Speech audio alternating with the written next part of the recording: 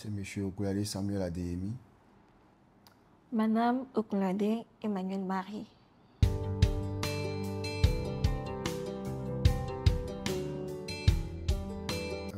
Je peux dire,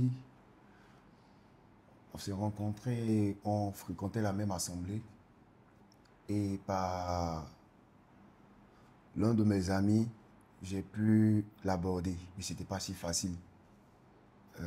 Donc, on a essayé de causer. Le premier jour, ça n'a pas marché. Donc, on a attendu au prochain culte. Au prochain culte, on a essayé d'approcher l'un de notre amie aussi, qui était elle, sa camarade, qui a essayé de causer avec elle. On a pu donner un rendez-vous. Et au jour du rendez-vous, on s'est croisés à un restaurant, à Zone 4, où on a essayé d'échanger, de parler de tout, de comment on va être, comment on va marcher. C'est selon toi. On a essayé d'échanger, de parler de tout.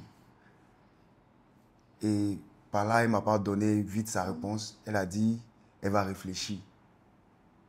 Quand je l'ai abordé, j'ai dit, sincèrement dit, voici ce que je veux de toi, voici ce que je veux. Elle a dit, elle va réfléchir.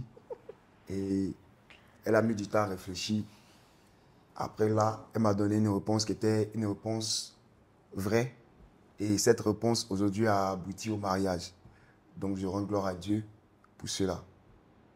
Il a fait un truc qui m'a marqué, disons, peut-être jusqu'à la vie. Je lui ai jamais dit, hein. Il ne sait pas que je sais, mais c'est un truc qu'il a fait. Bon, on peut dire que dans les débuts, qui m'a un peu mise en colère, un peu énervée. C'est pour cela que la réponse a très duré, comme il a dit. C'est-à-dire, en ce moment, j'étais avec quelqu'un déjà, signifiant ça. Et j'entendais dans les coulisses que monsieur était un peu intéressé par moi. Or, moi, j'étais déjà avec quelqu'un. Donc, je ne mettais pas trop la tête là-dessus. Voilà. Et il s'est avéré que je ne sais pas si je peux qualifier ça de courage. Son courage ou bien comment on dit ça? Sa volonté à vouloir vraiment être avec moi l'a poussé à faire quelque chose. C'est-à-dire partir vers la personne avec qui j'étais. Et lui, il dit, mon frère Joe, est-ce que tu es la petite là? S'il dit que ce n'est pas sérieux, il faut la laisser. Mais moi, il la mariée. Il ne sait pas que cette personne-là m'a dit, parce que c'est ce qui a fait que ce dernier et moi se sont séparés. Et aujourd'hui, voilà, ce qu'il a dit en avant nous a réunis sans qu'il le sache. Parce que la personne se disait que si tu ne sors pas avec lui, comment il aura le courage de venir vers moi pour me dire de te laisser et que lui, il veut t'épouser. Non, c'est ce qui a mis un thème à ma relation entre ce dernier et moi. Et disons, comme j'ai dit au départ, dans les débuts, ça m'a vraiment énervée. Je me dis, mais le gars là, il me veut quoi? Tu n'abordes pas quelqu'un, tu viens pas lui faire des avances et puis tu passes derrière, tu vas voir le gars en question pour lui dire, il faut laisser sa petite. Au début, ça m'a remonté un peu. Mais comme il a dit, avec l'intervention de nos amis, surtout mon ami qui m'a beaucoup, beaucoup parlé, ce gars, tu vois, il sait pas, c'était son avocat dans le secret, qui a essayé d'intervenir et puis qui a fait que, bon, je lui ai donné quand même une chance de voir qu'il était en réalité et puis voir où est-ce que ça va nous mener. Donc, c'est tout. Ce gars en question, au fait, ce gars en question était aussi, moi aussi, mon ami. C'était l'un de mes amis de l'école. Mais d'abord, j'ai essayé de causer avec le gars. Mais il ne savait pas que je voulais quelque chose qui l'appartenait. Que je voulais prendre ça au sérieux, au fait. Que je voulais m'occuper de ça. Donc, quand on causait, quand on sortait, à 10 heures, on causait dans la cour de l'école, il ne me parlait pas de sincérité, il me parlait de choses. Quelqu'un qui voulait s'amuser pour aller. Et genre quelqu'un qui n'avait pas la tête ici. Parce que déjà, lui, il visait déjà derrière l'eau, peut-être partir étudier quelque part en Europe. Donc, ce genre de gars-là qui a quelque chose, moi, qui m'intéresse, qui ne veut pas prendre ça au sérieux, faut au moins d'abord passer derrière lui, d'abord pour voir quelle est son intention. Donc, du coup, quand il ne m'a pas parlé de quelque chose de sérieux, donc après un jour comme ça, demandé à la camarade avec qui elle marchait, bon, d'essayer de causer. Elle m'a dit qu'elle a causé avec elle. En ce temps, elle ne parlait pas avec elle pour lui dire sincèrement de quoi je voulais. Donc, le gars en question, quand j'ai appelé le gars, je lui ai dit, mais ce que tu as là, on dirait que tu ne trouves pas ça intéressant. Donc, si tu veux jouer avec, donne-moi la possibilité. Il m'a dit non, qu'ils ne sont pas ensemble. Donc, du coup, bon, j'ai commencé à passer à l'action en même temps. J'ai commencé à passer à l'action et il a trouvé que c'était encore plus bon que moi je sois avec elle que lui. Il m'a même donné des conseils. Jusqu'à là, elle ne sait pas. Sinon, on est toujours des amis. Voilà, il m'a même donné des conseils. Il m'a dit de la prendre au sérieux, qu'elle est bien, elle est quelqu'un de comme ci, comme cela. Et c'est là que j'ai mis tout mon cœur, j'ai mis toute ma confiance en elle. Et c'est là qu'a abouti aujourd'hui à ce mariage. Tu es un garçon méchant, hein? Ouais. Garçon mauvais. Et puis, il fait pas là, ben, bon, bref, c'est le passé, heureusement.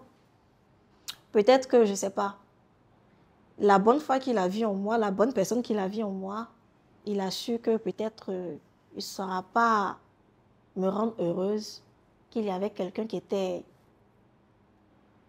fera peut-être mon bonheur plus que lui. Donc, je lui dis merci d'abord même parce que grâce à ça, aujourd'hui, je peux me dire que je viens d'un amour parfait. Même si on n'en parle pas.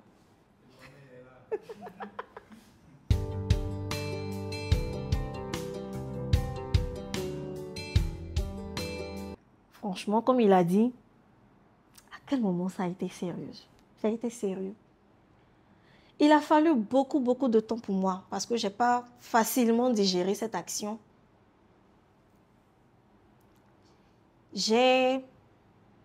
Disons que c'est son courage, sa pertinence. Malgré que je le refoulais, je disais, tchè, toi-même, tu me veux quoi?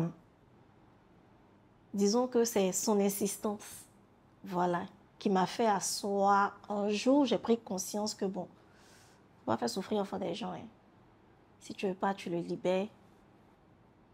Il a fallu 3 ans après, je pense, 3 ans après, avant d'accepter, de lui dire, bon, ok, il faudrait que je m'intéresse sincèrement et de voir ce que ça va donner. J'ai appris à le connaître d'abord, appris à l'aimer. Et voilà, aujourd'hui, j'en peux plus. Je ne peux plus me séparer. C'est ma queue. Je trouve qu'au début de la relation, ce n'était pas si facile. Il fallait beaucoup une persévérance. D'abord, bon, il ne faut jamais lâcher prise, non. C'est ce que je vais dire. Parce que quand tu veux quelque chose et tu vois quelque chose qui va t'apporter un bonheur, un truc qui va te faire ressentir la joie demain, il ne faut jamais lâcher prise au fait. Il faut avoir du courage, de la persévérance et beaucoup être patient au fait.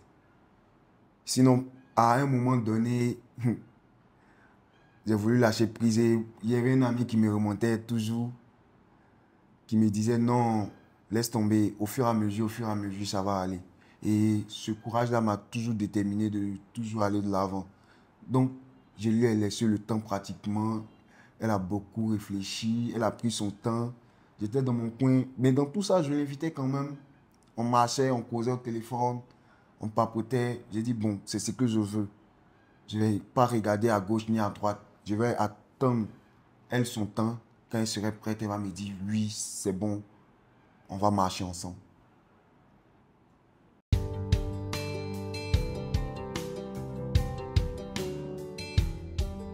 On a fait pratiquement 8 ans.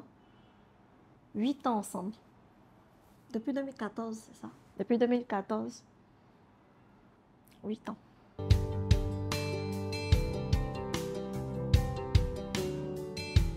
Hey! Non, ça, on va pas en parler. Vous voyez, il y a toujours dans des relations, il y a toujours de hauts et de bas. C'est comme, même quand vous êtes marié, il y a toujours de hauts et de bas. j'aimerais dire sincèrement, c'est faut avoir d'abord un courage et une patience. Pourquoi tu fais comme si, genre, je suis trop compliqué, trop difficile, façon. Par moment, vous voulez lâcher prise. Par moment, vous voulez lâcher prise. Mais dis-toi que dans ce que tu veux tes nuits là, c'est là que se trouve ton bonheur. Parce que la personne, c'est comme si ton bonheur se trouve quelque part et puis on te dit, bon, pour aller, comme on appelle là où se trouve le miel là, faut tuer les abeilles. Mais les abeilles là, c'est pas facile. Donc c'est comme ça la femme. Voilà, donc faut avoir le courage, la patience. Parce qu'elle va te faire monter un derrière où tu...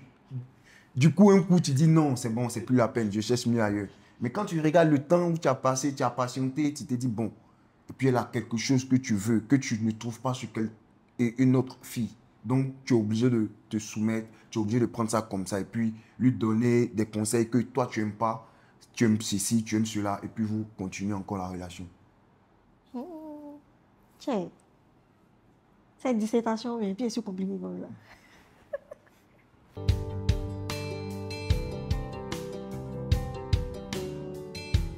Pour dire en vrai, je ne l'ai pas présenté à mes parents.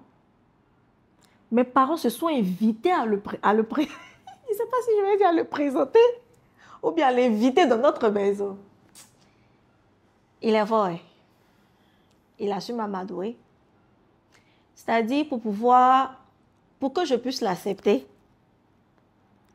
il a dû passer par ma mère.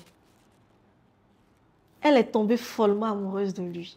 Tcha, tu peux avoir ta maman qui prend défense de ton chéri, go. Ouais, c'était son avocate.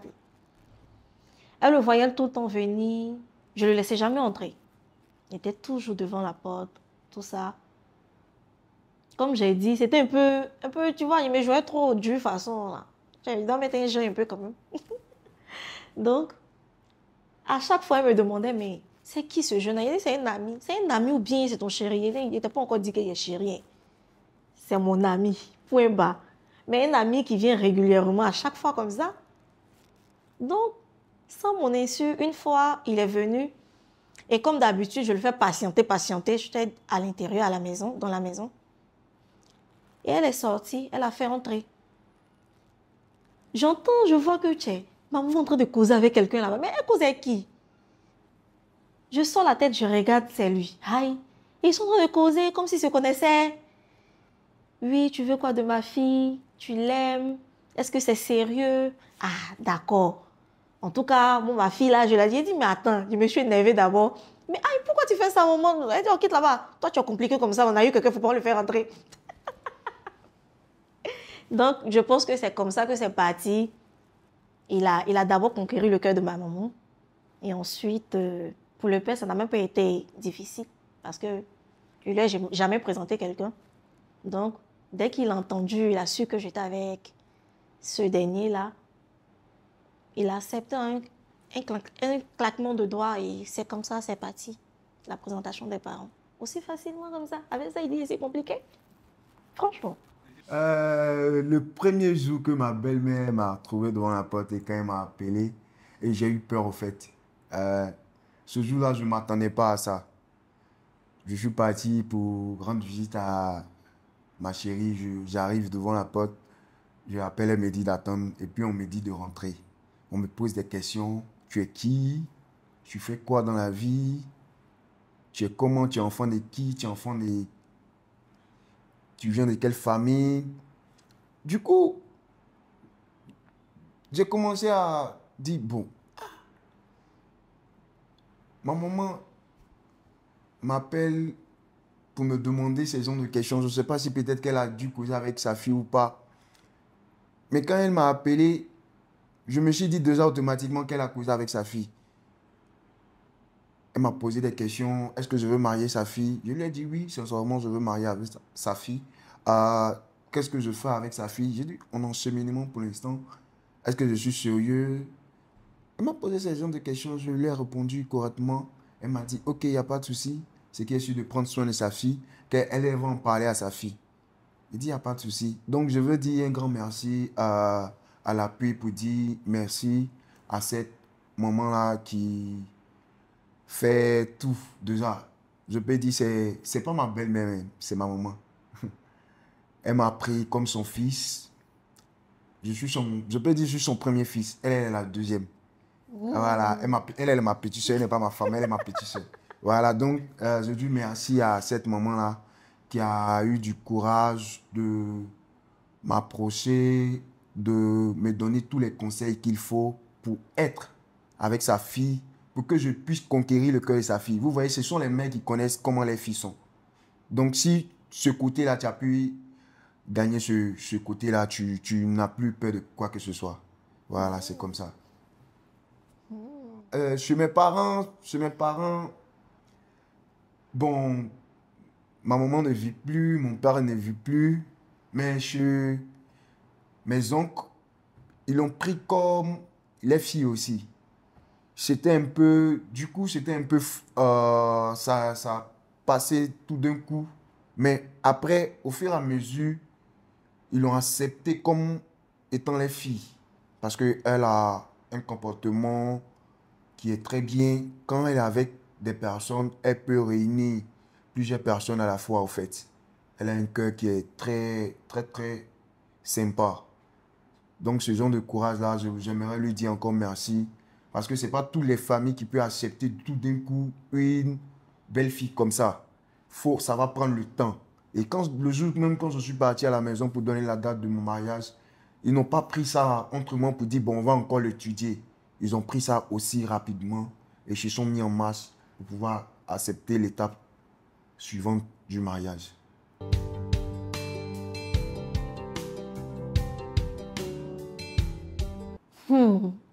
Demande. Non, il n'y a pas eu de demande en mariage. Attends, il va parler. Attends, c'est la partie là. C'est la partie là que j'ai pas vu. Ah, demande, je l'attends toujours. Même si je suis mariée. Je l'attends. Pas eu de demande en mariage. Pas du tout. Ça m'a choquée. J'ai attendu ça pendant des années, jusqu'à même à la veille du mariage. Mais j'ai pas eu. Disons que c'est, je pense qu'en 2020, il y a eu un petit truc qui s'est passé le 1er janvier, je crois. C'était la nouvelle année, on devait sortir, manger, sortir ensemble, tout ça. Et on est sorti. Je m'attendais à ce qu'il me fasse la demande. Parce que la manière dont il faisait là, forcément, tu es une femme, quand tu vois, tu sais que, on aurait lui là, il veut faire quelque chose, il veut poser une action là. On va au restaurant, on mange, on fait tout, on a fini. Ah, il ne voit rien. Mais il dit, mais lui là même, attends, il fait quoi comme ça? Il attend depuis là, c'est quoi? Il n'y a rien. Donc, il y a une photo qu'on avait prise ensemble, on a tiré une photo que j'ai postée sur le champ, pendant qu'on était déjà même au restaurant.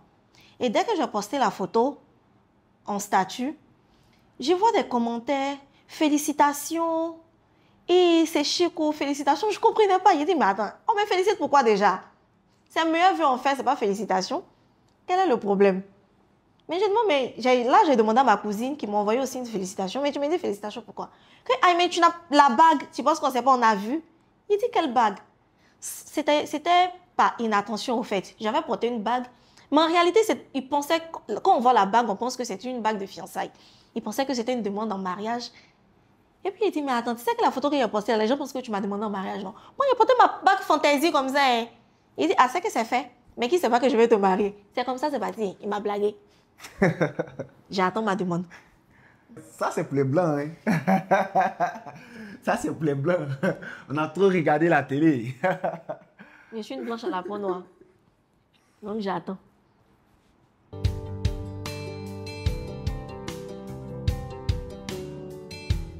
Évidemment que c'était lui. C'était le premier mot qui est sorti de sa bouche. Je suis là, depuis le début.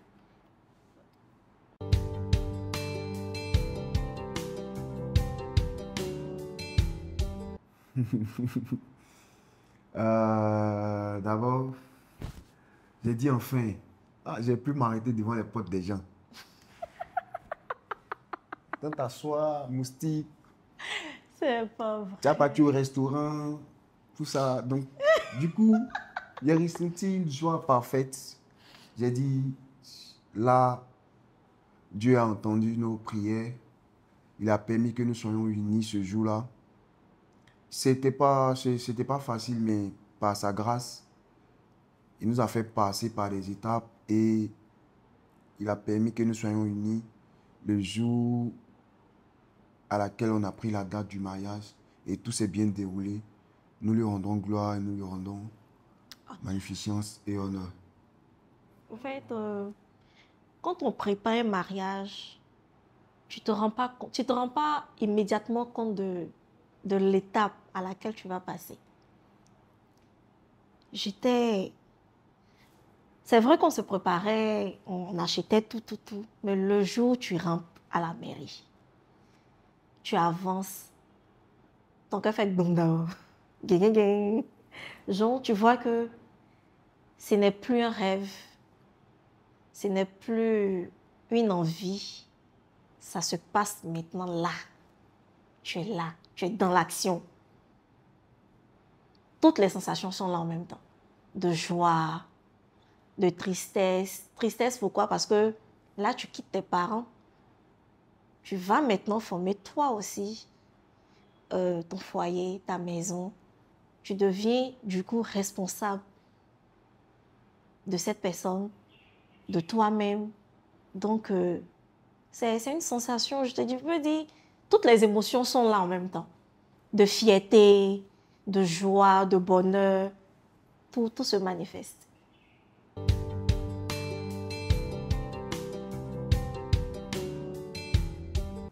Ce qui fait la force de notre relation, c'est d'abord la communication. Bon, je ne peux pas dire qu'elle est à 100%, mais d'abord, c'est la communication. Dans une relation, il faut beaucoup communiquer. C'est là qui permettra ce qu'on ne peut pas voir la faille de l'autre. Vous voyez, quand on communique, quand tu communiques avec une personne chaque jour, chaque instant, chaque heure, chaque moment, même quand cette personne te manque seulement qu'une minute, ou bien on vient de te dire que cette personne a fait quelque chose en une fraction de seconde, tu ne peux pas croire. Parce que tu connais déjà cette personne, tu sais cette personne est capable de faire quoi. Donc, la relation, c'est la communication, la confiance. Il faut communiquer, il faut avoir confiance à son partenaire. Et le reste, confier à Dieu. Le reste va venir.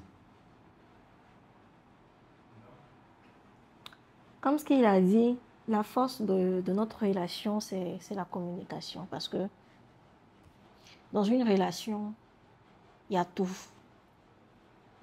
Des moments de joie, de peine, des bas comme des hauts. Quand la communication est là, vous savez à chaque instant ce que l'autre fait, ce qu'il est capable de faire et ce qu'il veut faire, ce qu'il veut faire. Donc, ça fait que, quel que soit ce qui arrive, on s'arrange à s'entendre. Voilà. On laisse l'autre parler, on écoute beaucoup et on essaye d'analyser ensemble. Même quand on en froid, on se dit qu'il ne faut jamais garder une colère pendant longtemps. Ça, c'est pas bon. Ça tue une relation. Quand il y a quelque chose, on s'assoit, on en parle, on prend des décisions et on avance. Voilà.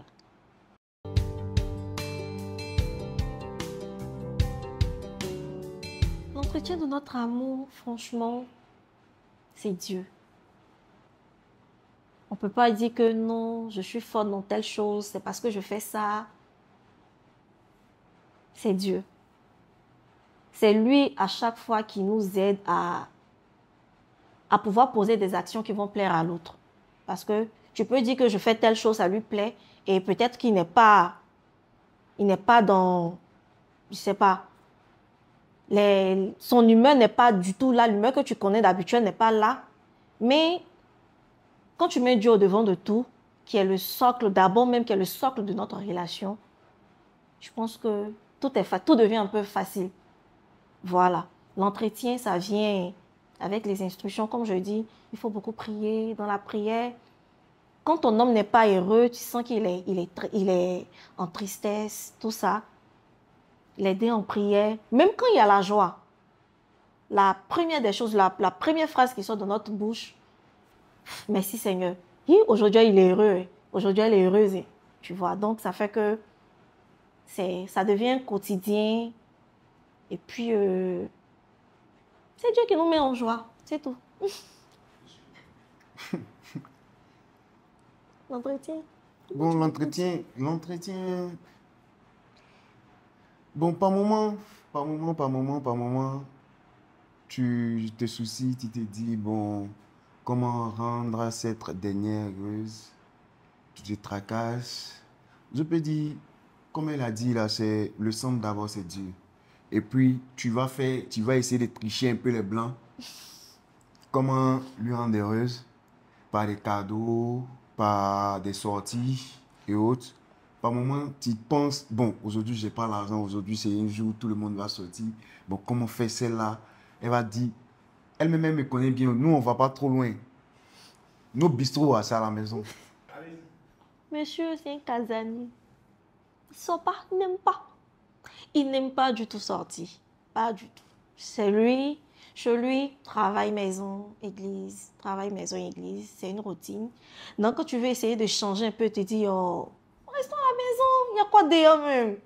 Or, souvent, tu as envie de changer. Il trouve, bon, déjà, moi, je suis quelqu'un de très fêtard. Voilà. J'aime sortir, bouger, me détendre. Et imagine, tu es avec ton opposé. C'est compliqué. Hein? Mais bon, je peux dire que il essaye au moins de faire un peu comme moi, de me mettre un peu à l'aise, c'est ça, de me rendre heureuse, de faire un peu ce que je veux. Pas toujours, hein, pas toujours. Souvent, même, tout ça, on fait pas là mon sort. On va manger puis on en parle avec, comme aujourd'hui là. Et puis bon, ça passe, c'est comme ça. Les suggestions, pardon. Faut arrêter de te fâcher. Tu te fâches vite. Moi, tu sais que nous, la femme coûte claire là. C'est ça. Oh. On énerve toujours. Mais tu n'es pas habitué. Ça fait combien d'années? Il va s'habituer. Donc, arrête de te fâcher beaucoup. C'est bon?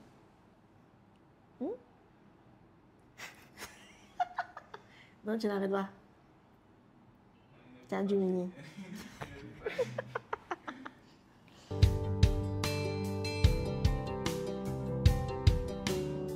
Consommer quoi?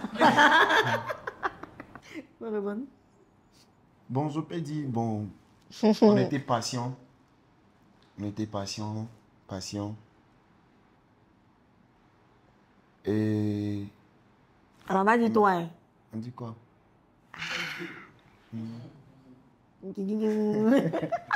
C'est une question, hein. Avant ou après? Après le mariage, c'est après le mariage.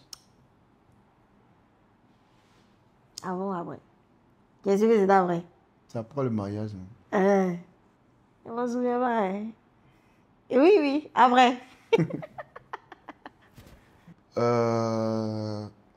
Bibliquement, la Bible dit faut attendre jusqu'au jour du mariage. Bon, il peut arriver des moments. C'est pas... par moment, les gens diront que... Si, les gens diront que c'est un péché ou pas, mais... Je ne vais pas prendre mon cas pour généraliser. Je vais pas prendre mon cas pour généraliser parce que... La vérité, ça. Je ne vais pas prendre mon cas pour généraliser. Par moment, des personnes diront que c'est... faut consommer avant le mariage. Mais c'est important d'attendre après le mariage. Parce que Dieu qui permet de vous rencontrer et de vous montrer une voie à suivre jusqu'au mariage et qui vous montre le chemin à suivre. Donc, c'est préférable d'attendre jusqu'au mariage. C'est pour toi, tu n'as rien à craindre. Tu pourras savourer, tu pourras manger ce que tu as gardé au frigo le jour de ton mariage. Donc, pour moi, je pourrais dire à toute personne qui désire se marier, c'est de pratiquer la chasteté. Au fait, il y a une bénédiction dedans.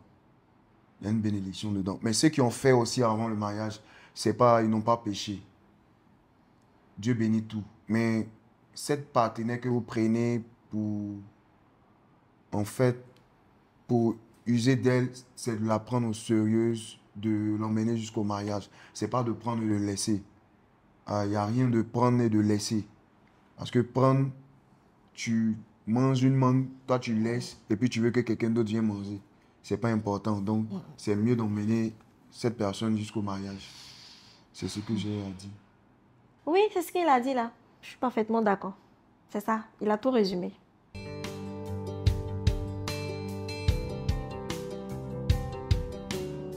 Il a besoin d'être avec Yekom. Mais Yekom tout. Sur tous les plans. Hein. Financier, moral, social, tout, tout. Je compte tout. C'est quel besoin que tu déposes et puis Yekom pas. Je compte tout. Je compte tout. La même question, hein. Quels sont les besoins de ma vie? Ma vie, hein, que tu comptes? Je peux dire parfaitement tout, non? C'est ça. En, en général, au fait, c'est ce que j'ai dit, la base, c'est la communication.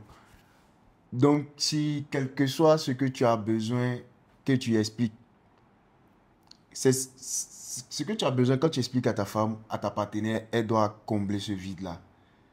Donc, je ne vois pas le manque qui est entre nous. Parce que déjà, on se communique tout.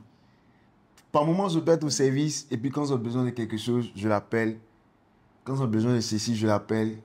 Donc, vous voyez, déjà, c'est ça. La base, d'abord, c'est la communication et puis mettre Dieu devant. Et se combler de jour, de nuit, là, ça, tu ne vas pas manquer de quoi que ce soit. Parce que si tu as besoin de quelque chose, que tu communiques avec la personne en tout Pour la nuit, instant, on sait pas. la nuit, là, tu connais. Donc, voilà, ça seulement, tu ne vas pas manquer de quoi que ce soit.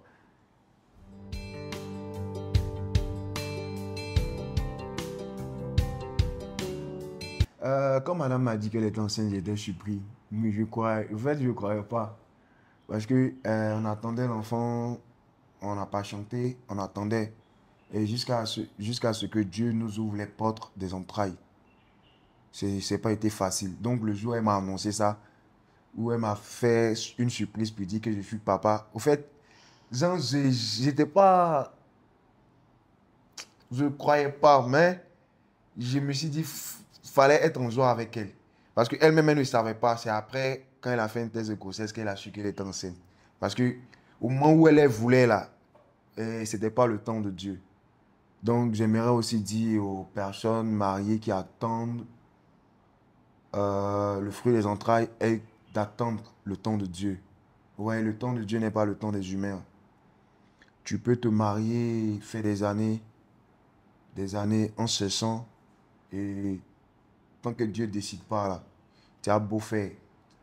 Ce qui est sûr, c'est important d'aller à l'hôpital, de regarder qu'est-ce qui ne va pas, quel est le problème. Si vous avez fait tout ça, qu'il n'y a pas de problème, c'est d'attendre le temps de Dieu, de le mettre en prière, de vous mettre en prière, de vous mettre en prière, que Dieu ouvre les portes pour l'enfantement. Donc le jour où madame m'a dit ça, j'étais ému. C'était un dimanche où on partait à l'église. Elle m'a dit qu'elle est enceinte. J'ai dit, ah Dieu, Dieu soit loué. Et ce jour-là, à l'église, on a dansé, on a remercié Dieu pour sa grâce encore dans notre vie, dans notre famille, dans notre foyer.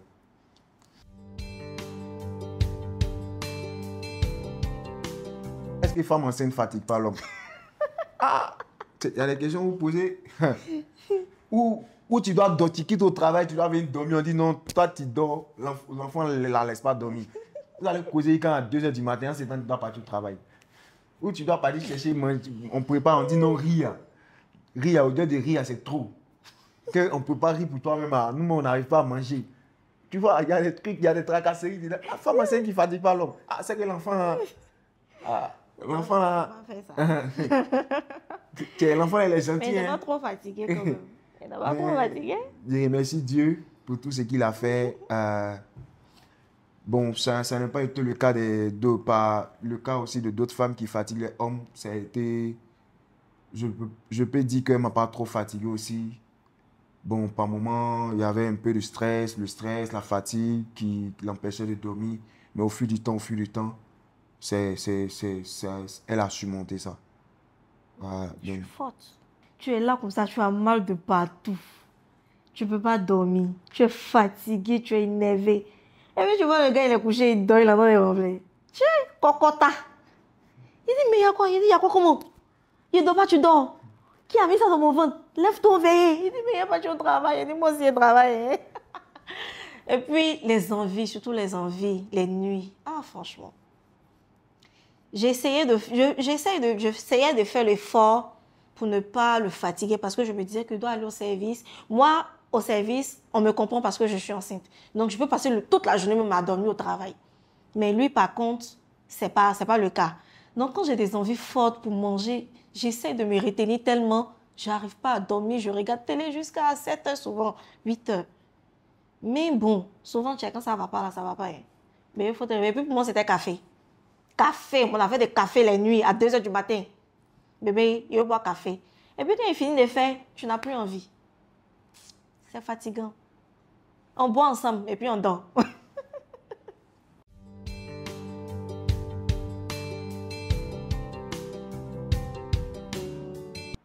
L'orgueil. Il n'y a pas deux choses. Quand tu fais passer ton moi, ta fierté, ton amour propre en avant, tu détruis tout sur ton chemin sans t'en rendre compte. Quand tu es orgueilleux, c'est-à-dire tu te dis que moi, c'est à moi qu'il a fait ça. Ou je ne sais pas, genre, lui aussi, je ne sais pas comment qualifier cette chose-là, mais l'orgueil, ça détruit beaucoup. Vous savez, en relation, quand tu es en couple avec quelqu'un, tu t'oublies. Il faudrait toi-même t'oublier. Tu mets l'autre en avant d'abord. Quand l'autre est heureux, ton partenaire est heureux, ton mari est heureux, facilement, ça fait ton bonheur. Parce que, bon, pour moi, hein, voir mon mari heureux, joyeux, paisible, ça me met tellement à l'aise. C'est-à-dire, j'ai déjà tout eu. Je me dis que, bon, tout est parfait. Donc, quand tu enlèves ce côté orgueil, tu fais passer les attentes de l'autre devant, tout est facile. Mais quand tu es orgueilleux, tu ne veux pas demander pardon. Quand il y a des discussions de vous, tu ne veux pas te rabaisser pour l'autre. Surtout les femmes disent, moi, il ne peut pas être soumise, il ne peut pas être soumise. La soumission vient tout naturellement. On ne t'impose pas. Quand tu aimes ton partenaire, là, ça vient facilement. Et puis, vous êtes heureux. Pas qu'il n'y aura pas des discussions, mais vous arrivez à surmonter. Voilà.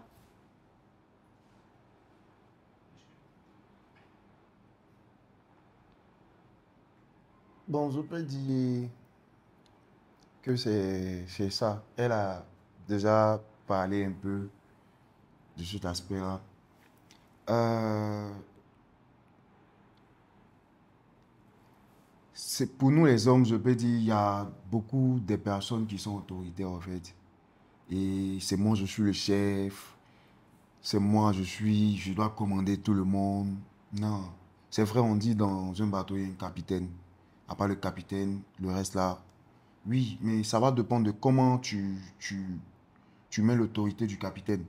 Si tu es un capitaine qui sait bien causer, qui sait bien soudoyer, qui sait bien communiquer, le reste là, ce sont les petits détails. Ce sont les petits détails. Un chef de famille doit savoir comprendre. Doit savoir comprendre. Et quand tu es en faiblesse aussi, il ne faut pas dire parce que je suis le chef de famille, je ne dois pas demander pardon. Elle-même me connaît bien. Souvent, quand on est dans des moments froids comme ça, je peux être là toute la journée. Bon, pardon, excuse-moi, hier, j'ai fait ceci, j'ai fait cela, tu m'excuses. Donc, un capitaine aussi ne doit pas se dire, comme lui, il est capitaine ou bien le chef de famille, il ne doit pas se soumettre. Le couple, c'est que va faire durer un couple, c'est la soumission de l'un de l'autre. Si tu es en erreur, tu demandes des excuses et ça passe. Il ne faut pas dire parce que je suis le chef, c'est moi, je fais tout ici. Non, il faut beaucoup aussi comprendre l'autre. Pourquoi l'autre a fait ça, pourquoi l'autre a fait ceci. Et c'est ce qui va faire avancer votre foyer et votre couple.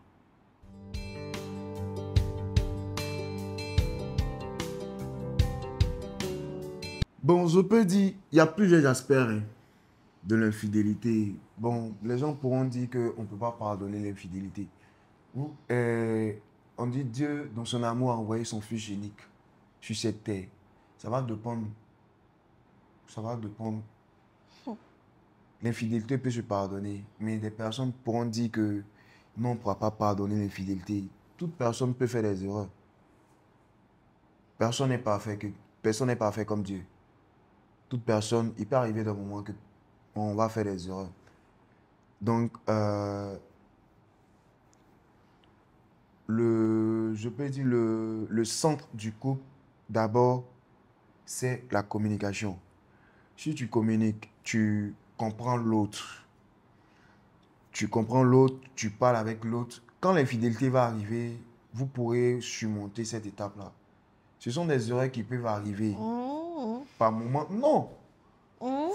Ce sont des erreurs qui peuvent arriver. Au fait, le diable est partout. Hein. Même Jésus était tenté où? Donc le diable est partout. L'infidélité peut arriver. Mais c'est de prier Dieu que ça n'arrive pas dans chaque couple, dans des couples qui sont unis, qui sont mariés. Mais l'infidélité peut arriver. Faut la briser. Il faut pardonner et puis avancer. Ok. Ok, je vois un peu. Bon, pour moi, l'infidélité, au début, j'étais catégorique. Tu me trompes et te tues. Ah non, non, non, non, non. Je ne partage pas ce que j'aime. Mais bon, avec l'âge, j'ai compris que souvent, surtout dans un couple, les tentations, ça arrive. Hein? Souvent, tu te dis que non, je suis forte. C'est pour cela que même la Bible a dit, il faut fuir la tentation. On n'a pas dit de résister. Il faut fuir. Parce qu'il sait te donner ce que tu aimes. Le diable, là, il sait te donner ce que tu veux.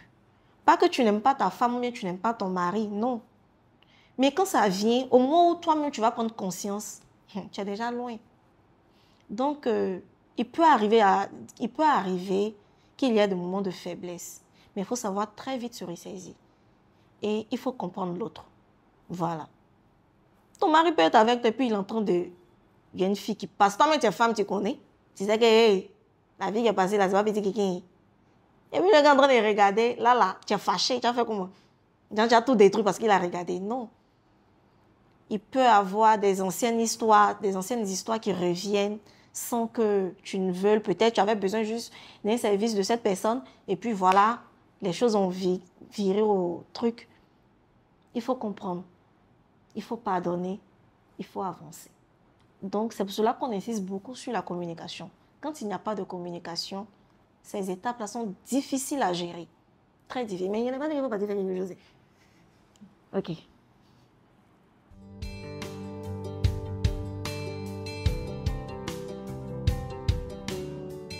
Bon, moi je peux dire, auparavant je ne croyais pas. Auparavant, je ne croyais pas. Au fil du temps, j'ai cru. Vous voyez, il y a des personnes qui s'attachent beaucoup à de sexe opposé, plus. Mais il ne faut pas voir le hit qui est dedans. Par moment, des personnes, j'ai même causé avec des personnes pour dire, ah, quand une fille est avec telle personne, c'est parce qu'il y a quelque chose, c'est parce qu'il y a quelque chose. Mais il peut n'y avoir, souvent, il n'y a rien. Il y a une relation qui les lie. Il y a quelque chose qui les lie. Peut-être par rapport à l'ami de l'autre, par rapport à un service, par rapport à quelque chose que cette personne a fait pour moi, ou bien parce que je cause avec la maman de l'autre, donc je suis attaché à son fils ou à sa fille. Donc, je trouve que l'amitié fille-garçon, c'est une amitié qui existe. C'est d'abord avoir confiance à ton partenaire. Je dis quelque chose que j'ai vécu. Donc, vous voyez, non? Je dis quelque chose que j'ai vécu. Donc, c'est pour cela qu'aujourd'hui, je me stresse plus pour ça. Par moment, tu vas te stresser. Tu vas te dire, mais c'est du jamais vu. Une fille qui s'attache à un garçon comme ça, c'est qu'il y a quelque chose, c'est qu'il y a cela. Non. L'amitié fille-garçon, ça existe. Parce qu'il y a des personnes qui sont plus attachées à le sexe opposé. Parce qu'ils se disent que eux, les sexes, ça trahit plus que le sexe opposé. Le sexe opposé les donne beaucoup. ce que l'autre ne peut pas les donner. Donc, ça existe. C'est un truc qui existe. Tu avais vu quoi? Non, non, je suis d'accord, je suis d'accord. On sait de quoi on parle. Parce que ce problème-là, vraiment, ça nous a fatigués. Avant même qu'on ne se marie. Et c'est après le mariage qu'il a dû accepter cette réalité. J'ai une amie dont je vais taire le nom, qu'on partage pratiquement tout ensemble. Tout ensemble. Quand je suis en peine. Même quand il y a discours entre nous, la première personne à être informée, c'est lui. Quand je dois aller quelque part, que mon mari ne peut pas m'accompagner, il est là, quel que soit ce que je veux faire. Et quand je dois lui rendre l'ascenseur, et que tu vois que ton chéri est un peu opposé, tu vois, c'était vraiment compliqué. Mais aujourd'hui, il a compris que l'amitié vraie existe. Pas forcément avoir le même sexe. Ça fait quoi? Surtout nous les femmes là. Chi, on est compliqué avec des camarades femmes. Oh, ya. C'est compliqué. Mais c'est quelqu'un avec qui je suis m'attachée. Et puis, on a partagé des moments forts ensemble. Et puis, ils se connaissent. Sans savoir même qu'ils ils étaient dans le même village, non? Dans le même village. C'est après que j'ai su qu'ils étaient amis pendant l'enfance. Vous voyez ça? Ça existe. Il n'y a rien. Souvent, il n'y a rien. C'est vous qui vous mettez les trucs dans la tête.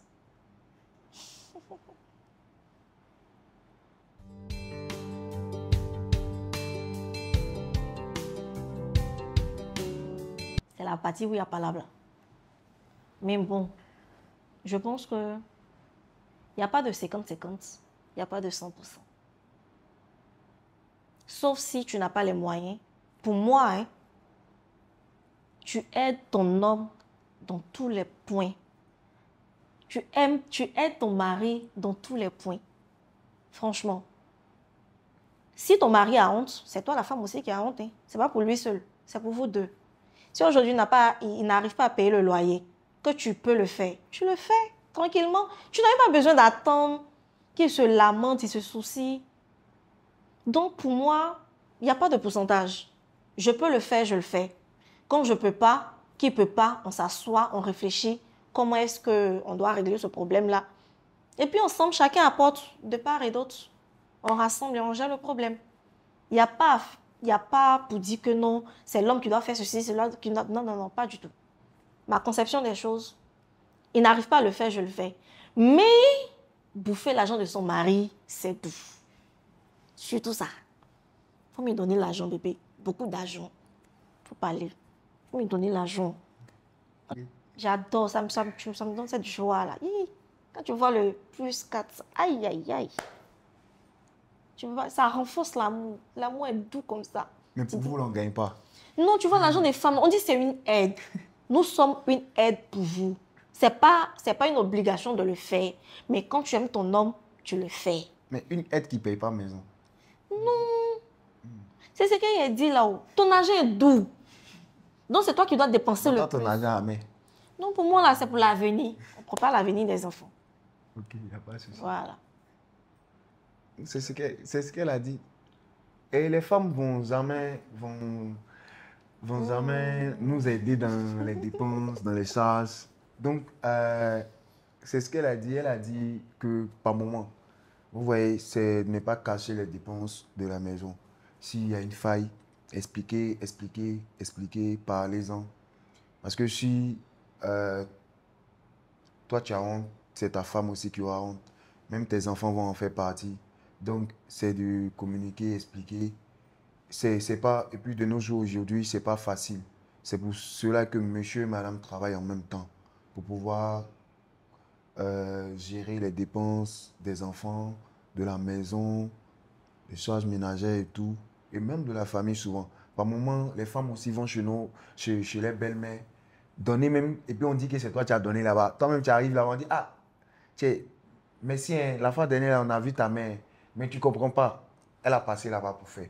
Donc, dis aussi un grand merci aux dames qui le font, que Dieu continue de les bénir. Amen. Et que Dieu continue de les favoriser. Amen. Voilà. Ah, Dieu va les bénir. Dieu va les bénir. Elles sont là pour cacher pour vous. Oh, c'est une aide. C'est pas obligatoire. Donc, comprenez, hein, comprenez. C'est pour vous là qui est obligatoire. Donc, c'est ça.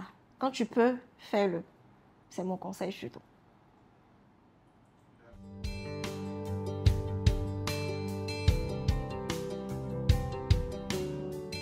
Elle est beaucoup attentive.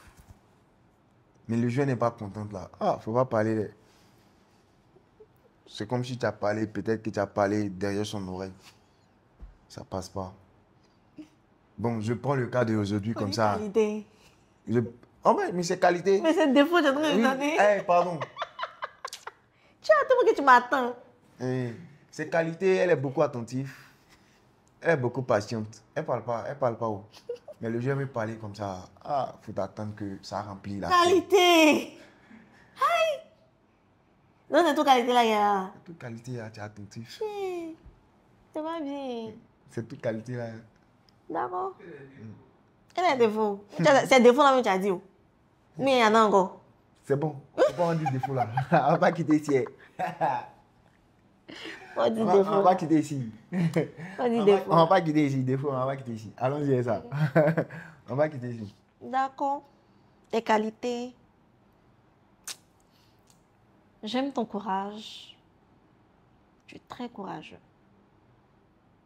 J'aime ta pertinence. C'est la même chose, hein?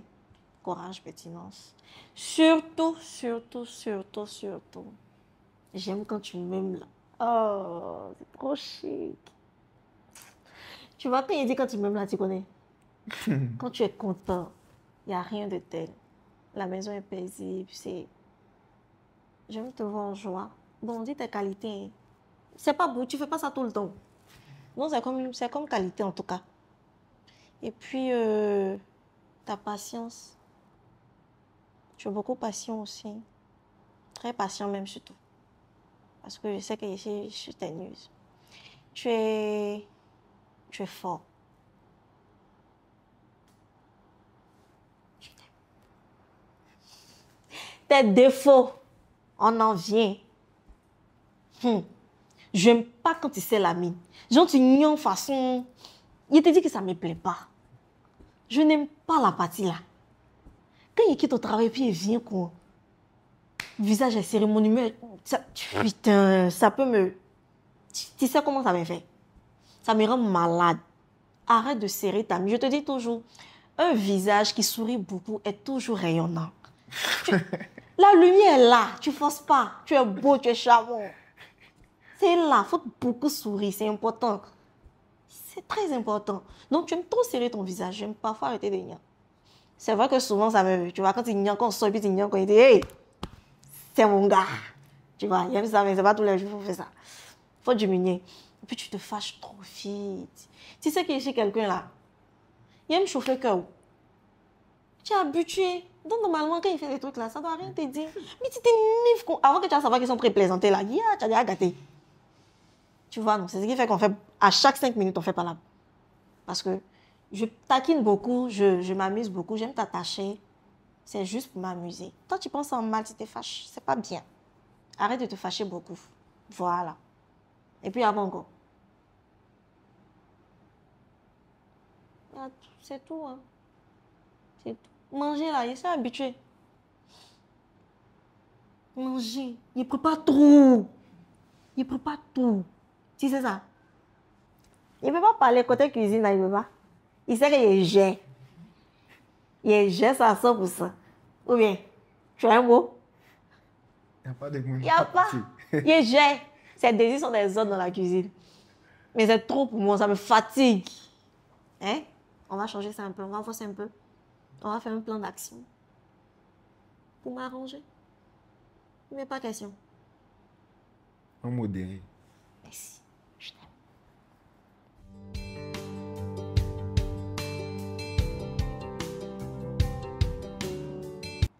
Je ne peux pas dire que c'est la base, mais c'est important. Très important. Il faut pouvoir satisfaire son homme, satisfaire sa femme. Parce que c'est... En même temps que ça nourrit le corps, ça nourrit l'âme aussi. Franchement, soyons honnêtes. Quand tu es stressé, tu es agacé par certaines choses, et puis on te fait bien le truc. Ça te détend quand tu oublies le problème pour un certain moment, même si tu vas reprendre ça après. Mais pour l'instant, tu es là. C'est le plaisir qu'il y a d'avant. Donc, je me dis que quand tu es une femme, côté sexe, il faut t'arranger à combler tout. Il faut être en même temps la femme, en même temps la maîtresse, en même temps tout. Joue tout le rôle côté sexe là. Il faut tout faire. Le jour que tu veux que ça soit romantique, fais-le bien. Quand tu veux que ça soit, fais-le. Pimente-le normalement. Quand tu veux que ça soit flex aussi, on connaît entre midi et 2. Voilà. C'est important. C'est important. Il faut toujours combler cette partie-là. Parce que ça a son pouvoir aussi. Voilà. Quand il y a manque de sexe, on a tendance à avoir beaucoup de tension. Tension dans la maison, le stress, toujours nerveux. Voilà. Donc, quand cette partie est bien gérée, je crois que ça détend. Voilà. Ça règle les conflits même. On va dire que je vais parler des palabres. Là, il n'y a pas. Allons, ça réconcilie. Voilà, donc ça a son importance. Elle a tout dit. Elle a tout dit. Elle a tout dit.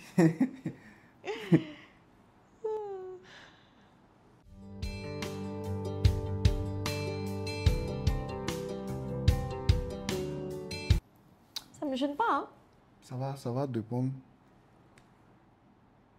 Vous voyez, ça, comment on peut dire là, l'amour est au-dessus de tout, hein. Déjà, si tu es amoureuse de la mère, forcément tu seras amoureux des enfants. L'amour que tu vas donner à la maman, c'est ce même amour que tu vas donner aux enfants.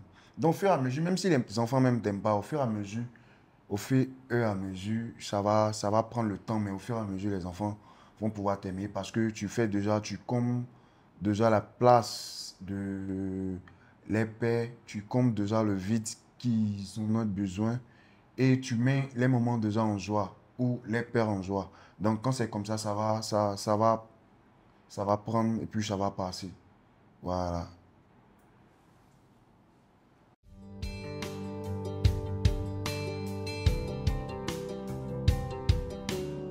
D'abord, en premier temps, le conseil que je peux donner aux gens qui veulent s'engager sur la voie du mariage est d'abord de croire en soi-même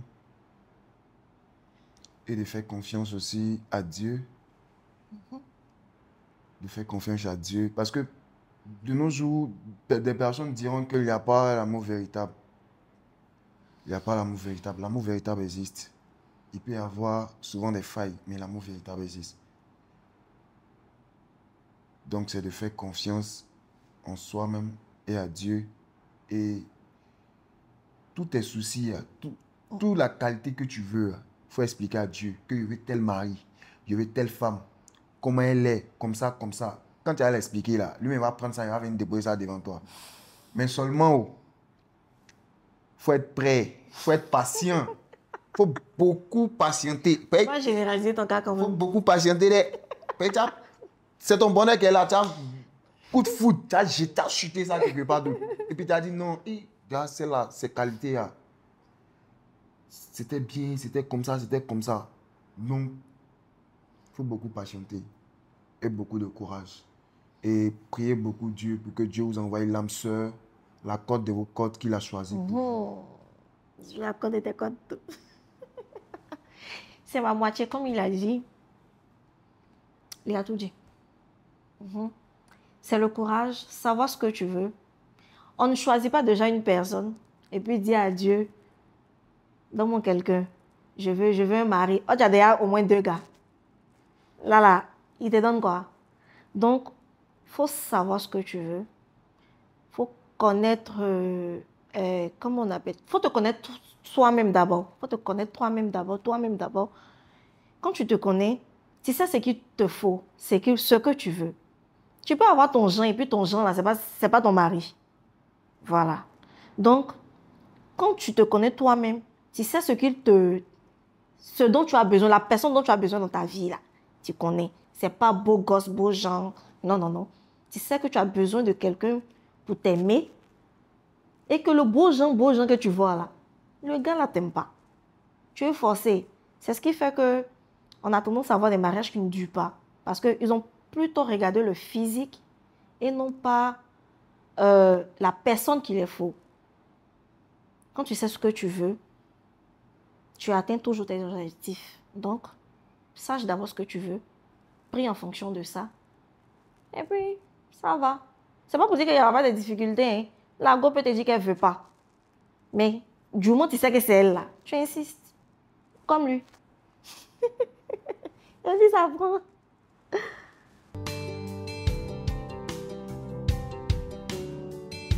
Valeurs et croyances. Un couple doit-il être aligné sur les croyances spirituelles et les valeurs?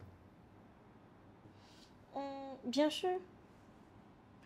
Un couple doit-il être aligné sur les croyances? Bien sûr.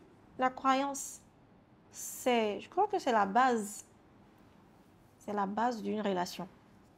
Donc, il faut toujours, que tu sois chrétien ou musulman ou c'est pas animiste et autres, quand tu crois en quelque chose, en quelqu'un, pour nous, nous sommes chrétiens, donc en Dieu, c'est lui qui permet que ton couple se porte mieux. Ton couple se porte mieux. Voilà, la croyance sur tout ça. Et toi? Bon, la croyance est la base d'une relation. Ah ouais. Si tu es animiste, parce que chaque personne a sa croyance. Donc, je prends mon cas, nous sommes chrétiens, donc nous croyons en Christ. Et donc, nos croyances et nos fondements sont fondés sur Christ. Donc, c'est en lui que nous mettons nos croyances.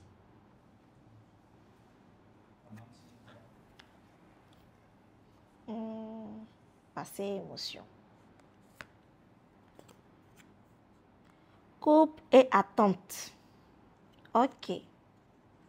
Comment décrirais-tu ta situation financière aujourd'hui? Stable et matérialisée.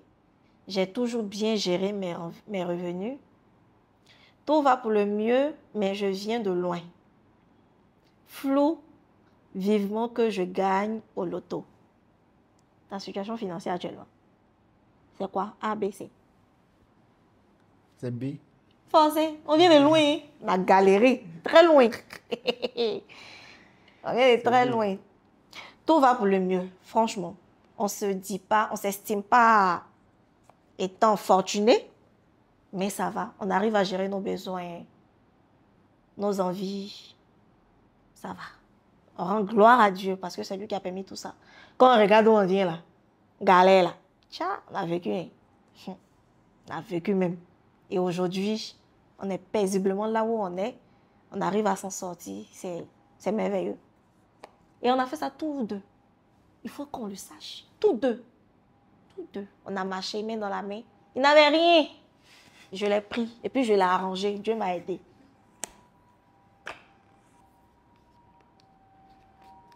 Une dernière carte.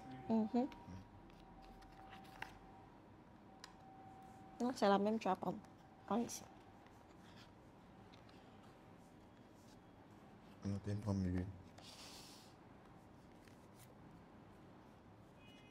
L'homme est le chef de la famille. Comment qualifies-tu cette affirmation? Traditionnaliste et rétrograde. Vrai. Réponse B, vrai mais à adapter à notre contexte. Réponse C, avisé, il n'y a pas deux capitaines dans un bateau. B, forcé. B. C'est vrai, mais on s'adapte en fonction de la situation. C'est vrai qu'il est le chef, mais quand souvent il voit qu'il a zaé, ça c'est sa qualité particulièrement. Il n'attend pas. Il n'attend pas, il ne se dit pas que lui c'est moi l'homme, elle doit se soumettre, c'est la femme, non. Il s'excuse facilement et il comprend facilement. Voilà, donc c'est vrai que tu es le chef, mais quand tu vois que tu zaïs, il faut reconnaître.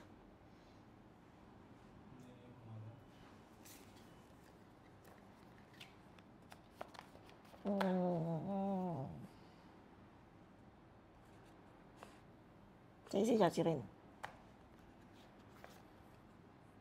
Sexualité. Non. Un instant. Sexualité et intimité. Les relations sexuelles devraient se dérouler dans le mariage, pas de précipitation. Avant de s'engager, on n'achète pas la poule dans le sac. Quand on a envie, pas besoin de définir un cadre. Dans le mariage, pas de précipitation. Avant de s'engager. Quand on a envie. Quand on vit, on n'a pas besoin Hein? d'affiner un cadre. Non. Dans le mariage, pas de précipitation. C'est mieux. Dans le mariage, pas de précipitation, j'aimerais décrire ça comme il y a une bénédiction en fait. Il y a une grâce dedans. Il y a beaucoup de choses dedans. On va pas en généraliser, mais il faut attendre le mariage. Il faut attendre le mariage avant la socialité. C'est très important. Faut attendre. C'est important, faut attendre. Mais faut attendre.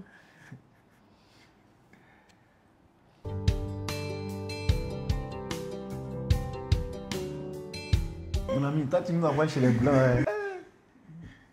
Tu veux me faire une déclaration? Pardon, aujourd'hui, il faut faire. Tchi. Fais-le. Ça fait combien d'années il est fait ça? Ça fait 3 ans. Devant Ouais. le maire. Ouais. Faut réveiller, envie d'entendre ça. Ça va manquer. Ah oui! Faut faire. Ça va manquer. Je veux voir l'effet que ça fait encore. Ah. Les trucs là. Mon cœur. Mal dessiné, ma joie de vivre. Je fonds. Et il y a un mot en Yoruba, Ayomi. Oh! La joie de mon cœur. C'est trop chic.